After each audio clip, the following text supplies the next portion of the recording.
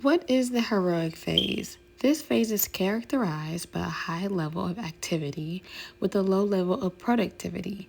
Community members exhibit adrenaline induced rescue behavior. This phase often passes quickly. So, what does this phase look like? Survivors are denying the impact of disaster on their homes, their lives, and their family.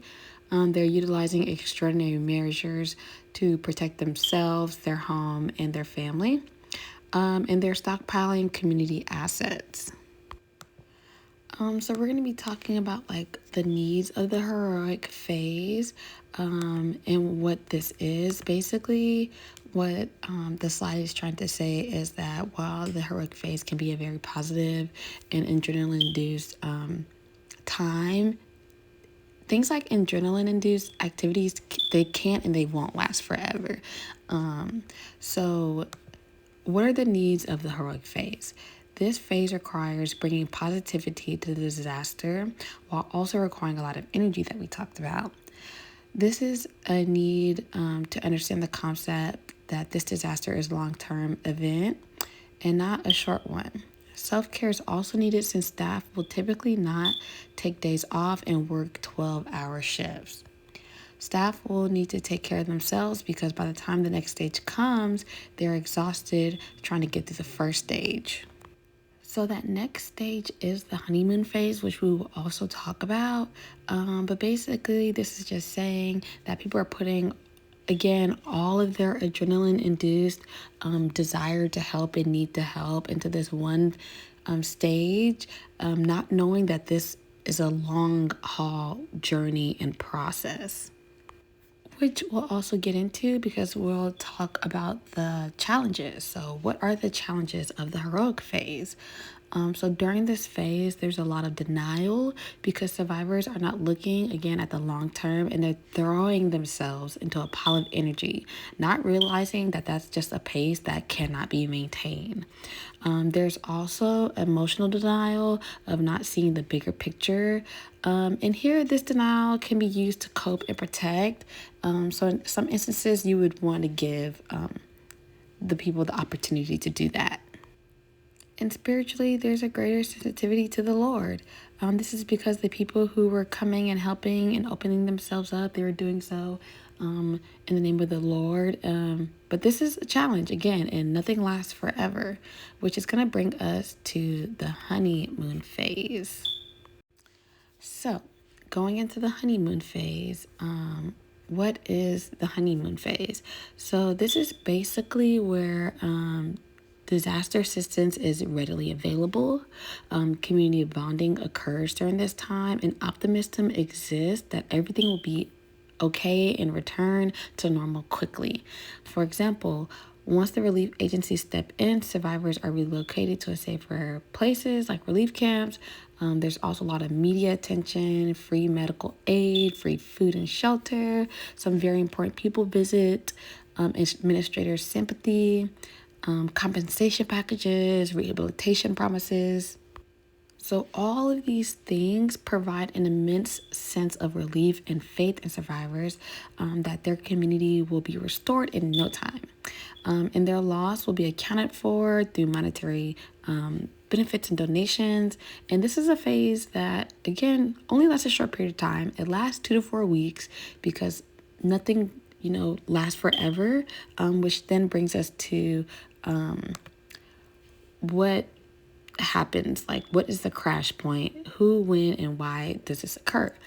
This is a time where survivors will start to have unrealistic feelings, so they're experiencing great gratitude, a sense of everything is going to be okay. Survivors start to feel good, and start focusing on feel good stories and begin to feel like normalcy is possible. So physically, reality starts to set in and the body can shut down because, again, they're exhausted.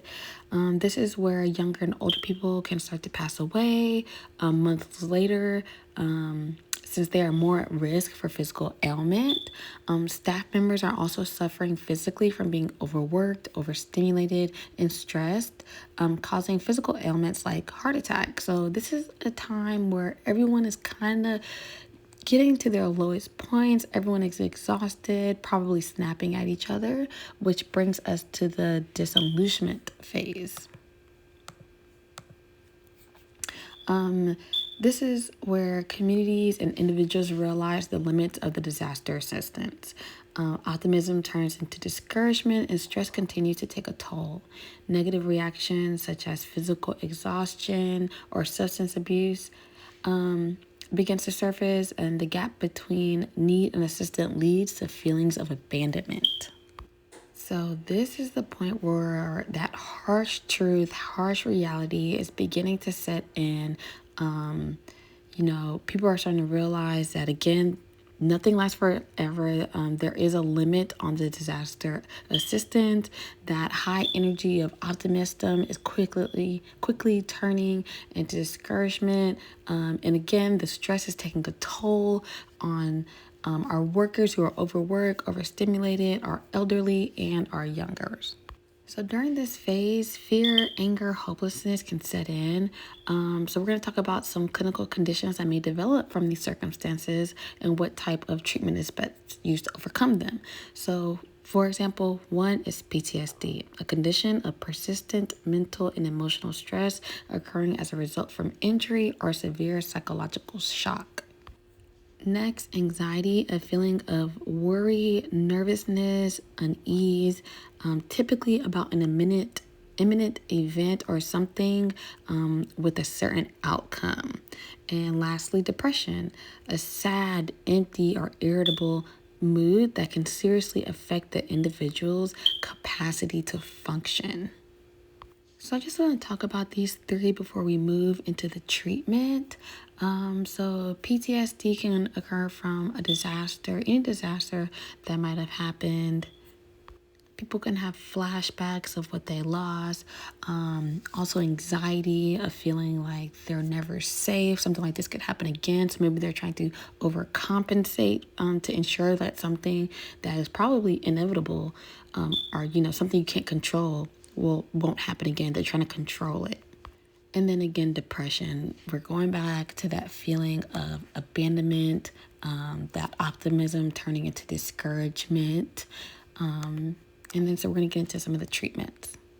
So for PTSD, some treatments, you would really want to teach skills to address the symptoms and learning ways to cope with symptoms that arise. And you also want to get the family involved because they play a huge part to someone who is battling PTSD. They could feel like they're always walking on eggshells. With anxiety, you can do some lifestyle changes such as activities, stress management, relaxation techniques, and make sure you're getting a healthy amount of sleep and a good diet. Lastly, depression, counseling, and antidepressants.